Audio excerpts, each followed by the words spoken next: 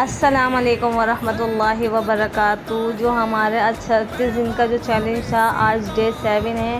میں نے ماشاءاللہ سے پورا کر لیا ڈے 7۔ میں نے ساری جو اپنے مومنٹ ہیں اور جو ریکیپ ویڈیو ہے میں نے وہ آپ لوگوں کے ساتھ شیئر کرنی ہے۔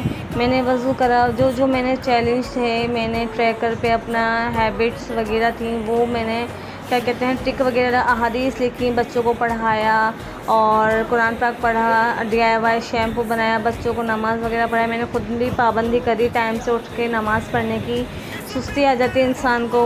ابھی تو یہ میرا پہلا ہفتہ مکمل ہوا ہے، انشاءاللہ میں آپ کو اپنے دوسرے ہفتے کا بھی سفر آپ لوگوں کے ساتھ جاری رکھوں گی۔ آپ لوگ میری ویڈیوز کو دیکھیے گا اور میرا کام صرف مصروف رہنا نہیں ہے، روزانہ ایک نئی عادت کو اپنے اندر عمل کے اندر لے کر آنا ہے اور آپ لوگوں کے ساتھ شیئر کرنا ہے۔ اور میں نے مدرسہ وغیرہ بھی سارے میں نے آپ اور میرے چینل کو آپ لوگ سبسکرائب